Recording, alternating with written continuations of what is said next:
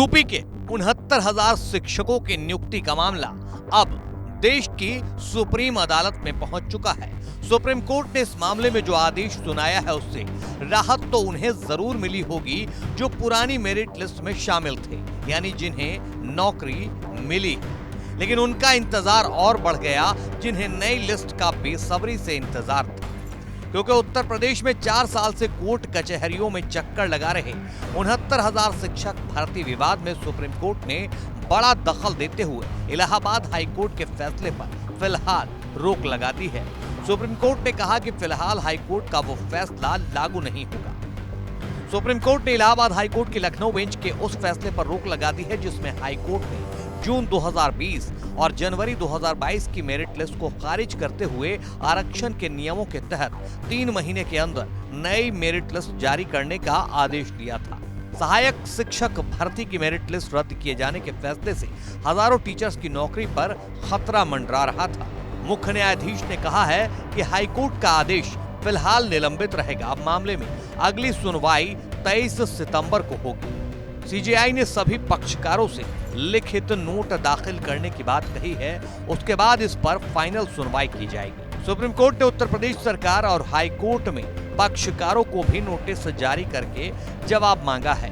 Court ने पक्षकारों से अधिकतम 7 पन्नों में लिखित दलील देने को कहा है। पीठ ने 23 सितंबर को अगली सुनवाई तय की है। सुप्रीम कोर्ट ने कहा है कि उन्हें हाई कोर्ट के एकल जज पीठ और खंडपीठ के फैसले के अध्ययन के लिए वक्त चाहिए। आपको बता दें कि पिछले ही महीने यूपी में 69,000 शिक्षक भर्ती मामले में इलाहाबाद हाई कोर्ट ने बड़ा फैसला सुनाते हुए सहायक शिक्षक भर्ती की मेरिट लिस्ट को रद्द कर दिया था। इसके साथ ही सरकार को आरक्षण नियमावली 1994 की धारा 3/6 और बेसिक शिक्षा नियमावली 1981 का पालन करते हुए सहायक शिक्षक भर्ती परीक्षा का परिणाम नए सिरे से जारी करने का आदेश दिया था। इस पूरे विवाद की शुरुआत तब हुई जब सपा सरकार में 1,37,000 शिक्षा मित्रों को सहायक शिक्षक के रूप में समायोजित कर दिया गया था। मामला सुप्रीम कोर्ट में पहुंचा और समायोजन को रद्द कर दिया गया। इसके बाद सुप्रीम कोर्ट ने 1,37,000 पदों पर भर्ती का आदेश योगी सरकार को दिया। योगी सरकार ने सुप्रीम कोर्ट में कहा कि एक साथ इतने पद नहीं भर सकते हैं।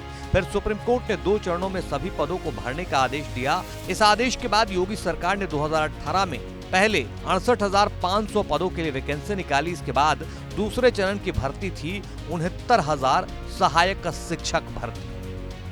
69,000 सहायक शिक्षक पदों के लिए निकली इस भर्ती की परीक्षा 6 जनवरी 2019 को हुई। इस भर्ती के लिए अनारक्षित की कट ऑफ 67.11% और ओबीसी की कट ऑफ 67.73% थी। इसी भर्ती के तहत करीब 68,000 लोगों को नौकरी मिली, लेकिन यहीं से सवाल उठा कि 69,000 भर्ती में आरक्षण नियमों को लेकर अनदेखी की गई है। इसके बाद से 69,000 शिक्षक भर्ती का पेच उलझ गया।